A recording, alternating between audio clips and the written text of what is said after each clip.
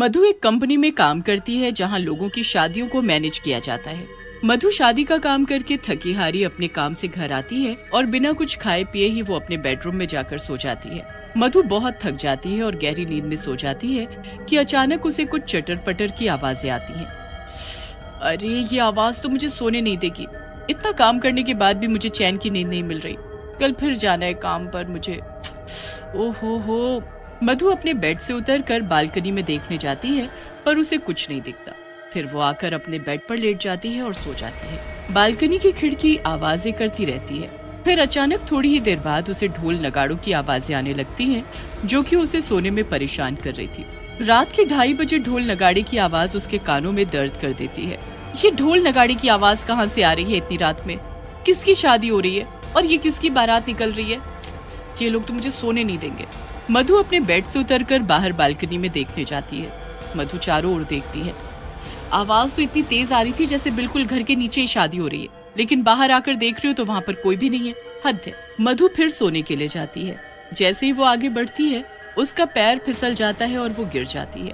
गिरते ही उसकी नजर कुछ भूतिया बाराती पर पड़ती है जो ढोल नगाड़ों के साथ बारात लेकर जा रहे होते हैं।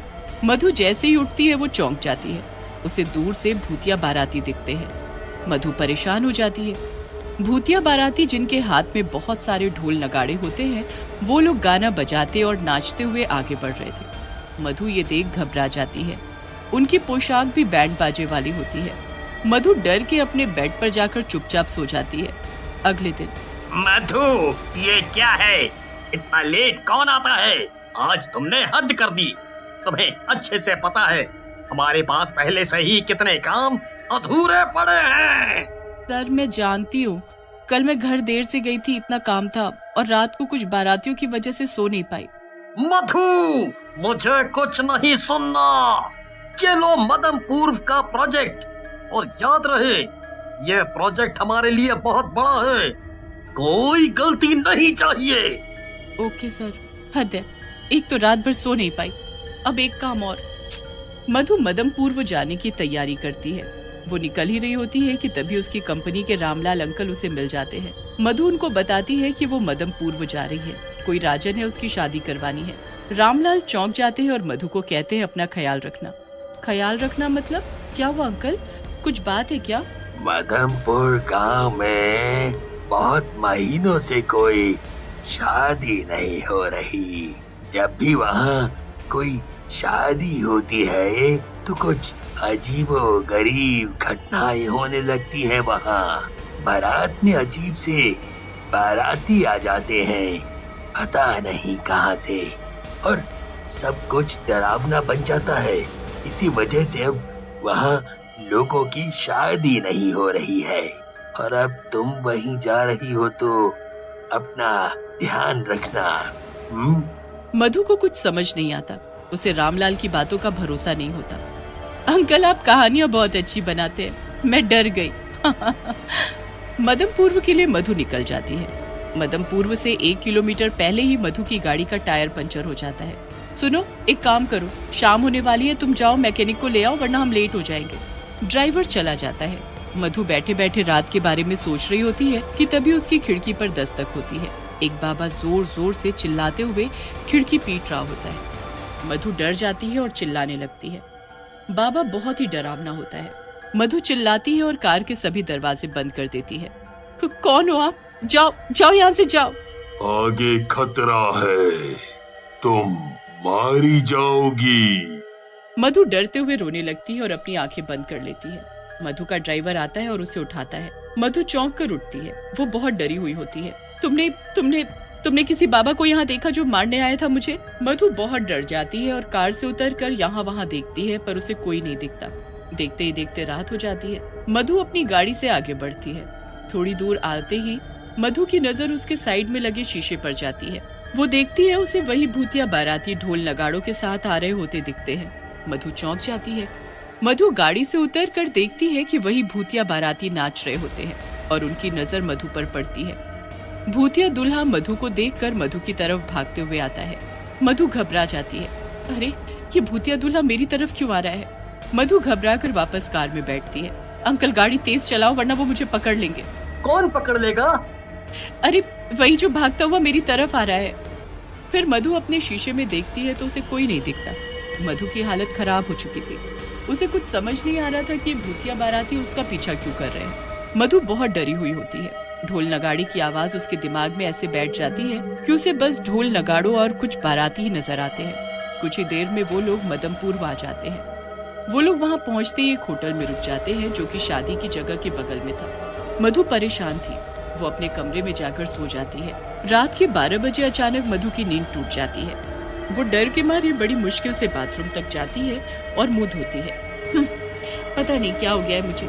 चलूं चलकर नीचे थोड़ा टहला, शायद दिमाग शांत हो जाए ठंडी हवा खाकर। मधु टहल ही रही होती है कि अचानक उसके फोन की घंटी जोर से बजती है। हेलो, कौन? वहाँ से कोई आवाज नहीं आती। मधु फिर कहती है, कौन बोल रहा है? फोन से ढोल की आवाजें आने लगती हैं। मधु डर से फोन रख देती है और रोने लगती है। तभी उसे फिर वही भूतिया बाराती नाचते हुए घोड़े पर दूल्हा और नाच गाना दिखता है। ये वही लोग, वही बाराती, वही दूल्हा यहाँ क्या कर रहे हैं? वो धीरे धीरे अपने पैरों को पीछे करते हुए भागने लगती है। वो बाराती उसे देख लेते हैं और उसकी तरफ बढ़ते हैं। मुझे तुमसे शादी करनी है, क्या तुम मेरी दुल्हन बनोगी? मधु भागने लगती है। भूतिया दूल्हा उसके बाल पकड़ लेता है और उसे घोड़े पर बिठाने की जिद करता है। वो चिल्लाती है पर उसकी कोई नहीं सुनता और वो वहीं बेहोश हो जाती है। अगले दिन मधु की आंखें उसके बेड पर खुलती हैं। उसको लगता है उसने ये सब सपना देखा था। मधु शादी की जगह देखने जाती है और उसे राजन और उनके परिवार से मिलना था जिसकी शादी होती है। मधु राजन के परिवार वालों से मिलती है जिनमें राजन के माता पिता, उसकी बड़ी बहन और 4 रिश्तेदार होते हैं। मधु उन्हें देखकर हैरान हो जाती है क्योंकि राजन के परिवार की शक्ल बिल्कुल भूतिया बाराती से मिल रही थी। वो परेशान हो जाती है। इससे पहले कि वो उनसे कुछ पूछ पाती, राजन कहता है, आपने मेरी पगड़ी तैयार कर दी। पगड़ी अच्छी बनानी है और पगड़ी लाल होनी चाहिए, लाल। लाल पगड़ी? ये कौन पहनता है? ओहो, जितना बोला जाए उतना करो। पगड़ी लाल तो लाल होनी चाहिए। मधु को सब अजीब लगता है पर वो कुछ बोलती नहीं और पगड़ी बनाने लगती है। उन लोगों का व्यवहार कुछ अलग था। मधु जैसे तैसे वहाँ से निकलने का प्रयास करती है और भागते हुए अपने बेडरूम में जाती है। मधु का चेहरा पूरा लाल और आंखों से आंसू आए जा रहे थे। उसे कुछ समझ नहीं आ रहा था। वो फटाफट अपना फोन उठाती है और अपने बॉस को फोन करके सारी हरकतों के बारे में बताने वाली थी कि तभी मधु को पीछे से कोई मार देता है और मधु बेहोश हो जाती है।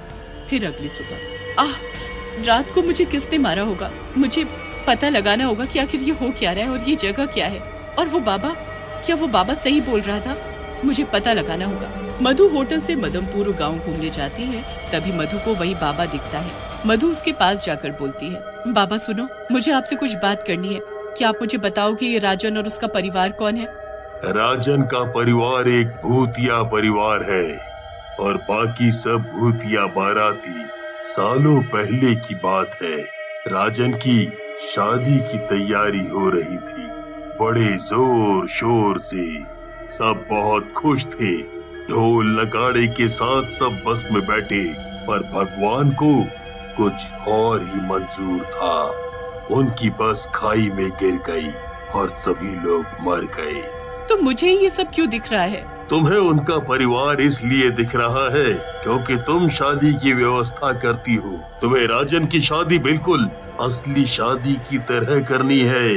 वही बाराती, वही मंडप। पर याद रहे, उन्हें इस बात की भनक नहीं लगनी चाहिए। तुम्हें ये काम बहुत सफाई से करना है।